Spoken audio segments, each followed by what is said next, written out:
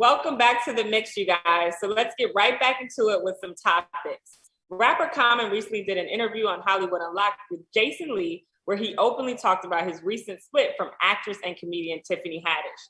Now, before we go off, he didn't say anything bad about her, mostly saying that it was a mutual breakup and that the real reason they broke up is because they were working in different parts of the country for an extended amount of time and they couldn't properly feed the relationship the way they wanted to. So let's kick it off with this. I know you guys love the relationship topics. Has anyone here ever mutually broken up with someone? And if so, what was the reason? That sounds like nobody. Nobody else is here, baby. Okay. Now, look, this is the thing. We all have we're the people who break up with people. I feel like that's who we are.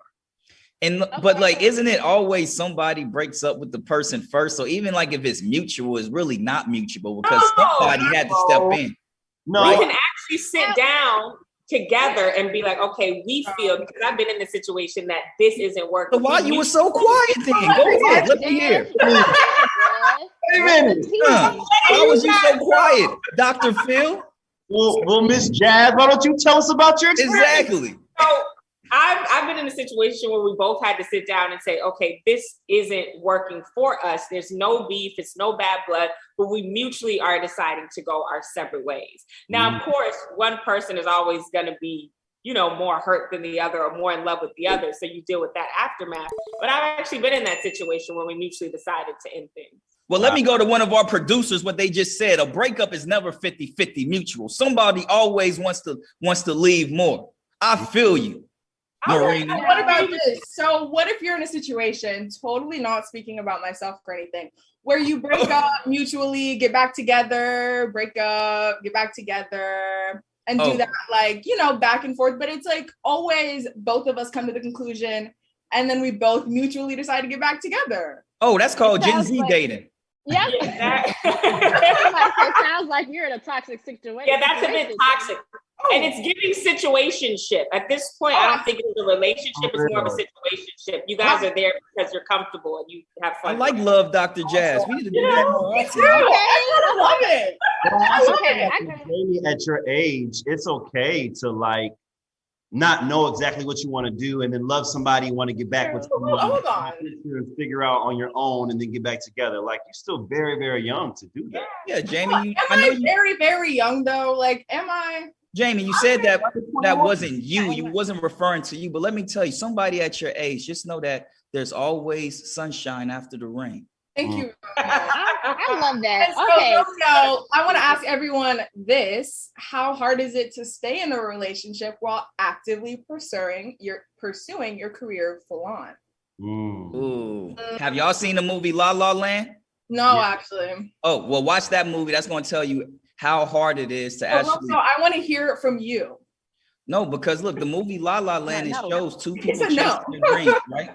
So let me tell you, but from my personal experience, somebody always have to kind of take that back seat to help push or drive. Common example, Jay-Z and Beyonce, they actually work and people don't realize this because of their age gap. Jay-Z already accomplished most of the things he wanted to do career driven. So he was able to actually be in the back seat and help Beyonce just do whatever she wanted to do and just cater to her. She made a song called Cater to You, where Jay-Z started catering to her. So I think it do take that pull where, sometimes it got to be that extra push and somebody has to be that person to take that back seat if you truly want to make love happen while chasing your dreams. But you were absolutely right, Romeo, because I always say your partner should be your biggest fan. Yep. And most of us here, we probably date people who aren't in the limelight as well. So it's one of those things of you knew who I was before we dated. So now it's you kind of know you have to play a certain role. And if you can't play that role, then I'm probably not for you. Yeah. You saw me time. I couldn't wait. So I just wanted to go back a little bit because I can't be with nobody who don't got time for me. You got to have time for me. So that's on what we was talking about then. But just to go back, I wanted to say I've never even been broken up with because when you like a queen or whatever. But I wanted to ask y'all, have y'all ever been broken up with, or do y'all always do the breaking up? I've never been broken up with. I haven't either. Yeah. I've been okay. Oh, it's okay, Jazz. Let me stop doing this. I'm sorry. That's very interesting. It's okay, Jazz. Yeah. I want to hear what you guys have to say. Well, I mean, I was just wondering, because like here's the thing. That's an amazing observation, Zoe. Yeah.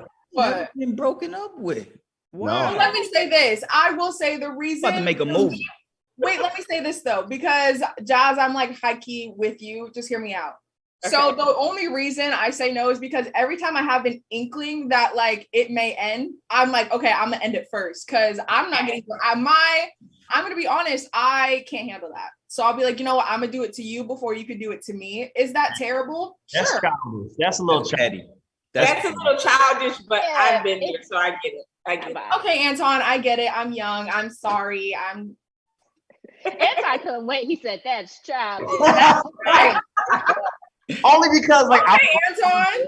Like, if you don't want to break up with someone, don't say it. Like, don't come to someone and say, "I want to break up," just because you feel like they're gonna break up with you. You know what I mean? Be honest and be true to your heart and your spirit, because that goes much further than trying to get a one-up on somebody. But I want to ask, how do y'all feel about long-distance relationships? Do they ever work? And if so, can relationships that are long-distance stay healthy? Ooh. Now, I'm not gonna lie. I'm just gonna jump in and say I feel like long-distance relationships are childish and something you do when you're a kid. Now, what? Y'all go. Yes. What? You said childish. Damn. Okay. I'm sorry. Let me rephrase that, y'all. Not childish, but like I was the only long distance relationship I was in middle school. Like I don't think I could do that now that I'm grown. Middle school. Wait, hold on. Middle school. That's why you think it's childish. That is probably the reason. It is childish in middle school, Zoe. Hey, let me tell you, Zanique was grown in middle school, baby. Yeah. Y'all, I was in love. I feel like long distance relationships can work. I've actually been in one for 6 months, and what we had to do was really just communicate. And people often think when you're in long distance, you can't travel to see each other. I mean, not middle school, but like once you're of a certain age, you can catch flights, you could drive, depending on where they're at.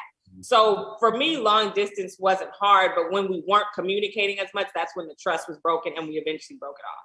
But they are possible. I think it's the person, at the end of the day, I think everybody's different. And I have some friends, they like love long distance relationships and some friends who don't. In my experience, it just depends who I'm dating, So I think it just depends who that person is, because you're willing to do more for somebody you're willing to do more for. Now, if it's somebody you really don't care about, a long distance relationship going to be like childish. Yeah, it is. Have you guys ever tried to save a relationship that didn't need saving, and then you realize that like when it's too late? I have a different perspective. I don't think that long distance relationships are. I don't think he heard you, Jeff. I don't think they're realistic because, for one, especially with men, we have a very high sex drive.